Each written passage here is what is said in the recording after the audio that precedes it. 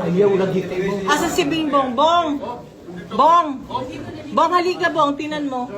Abusado kayo na sila. Abusado. Dili mo hindi dapat ato agianan. Ayaw Lahi ato lagi. agianan. Wala Kaya yung mga naiwaran. wala lagi wala. Bong, Bong, just Bingbong. Ayaw na. Ayan o.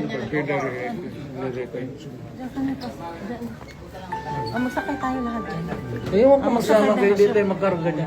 Lakaw na. Ayaw ay likod ng bata. Ayaw sila. Ha? Yung si Betty. Nak, ano na kayo doon? Oo. Nahuwara. Bata.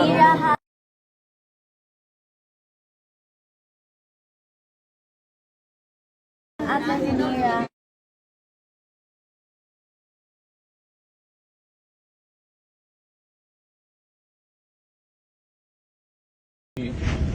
I-warrant of arrest.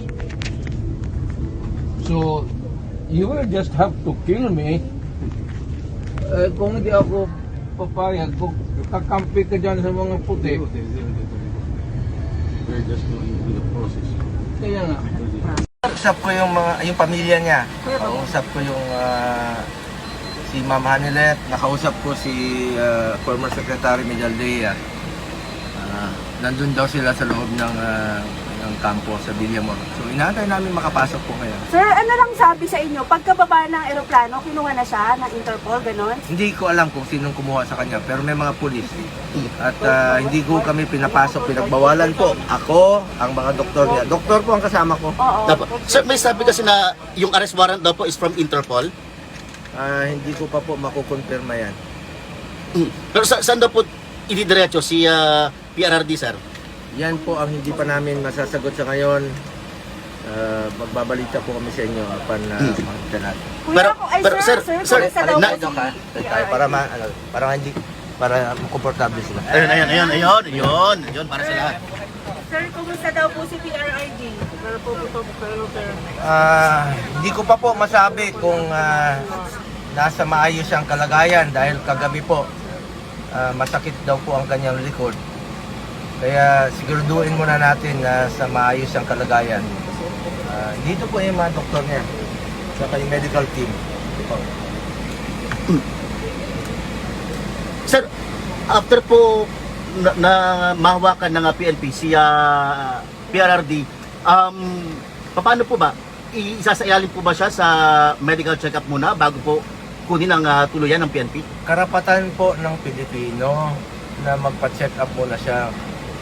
Tingnan kung nasa maayos ang kalagayan. Hindi nga kami pinapapasok eh.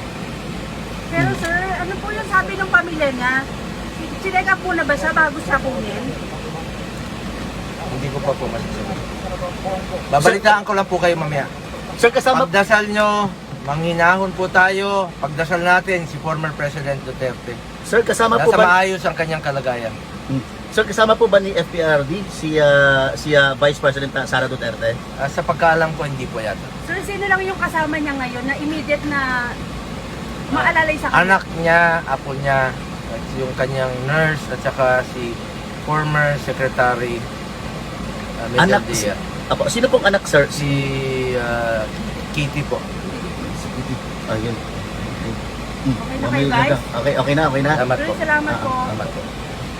Ay, sir, last na lang, sir. Against his will po yung pagka-aresto kaya PRD? Hindi ko pa po masasagot sa ngayon, but sumusunod naman po sa batas. He is a lawyer, abogado po si dating Pangulong Duterte. Sumusunod po yan sa batas. Sir, bailable daw po. Anong gagawin yung hakbang kung didiretso na siya, kukunin na siya ng Interpol? Pwede ba yon? Legal muna, legal. Sir, bailable daw po yung inciting to sedition. Magbe-bail po ba? Hindi ko po alam anong kasong sinampa sa kanya.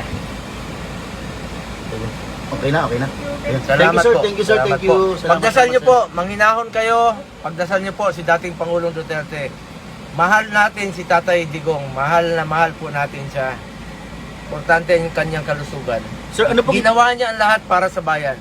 Sir, Minahal niya tayong lahat. Pagdasal natin siya. Bilang ganti, pagdasal po natin siya. sir, ano pong implication nito sa mga Pilipino? Manghinahon lang po kayo. Sir, papasok ba kayo sa loob? Inaantay ko po kung papasukin ako. Sir, sabi kanina ni Yusek Lorin, wala naman daw na iserve na arrest warrant. Wala po ako nakikita. Hindi nyo pa nakikita na na-serve. Hindi nga kami nakapasok po. Hindi po kami pinapasok.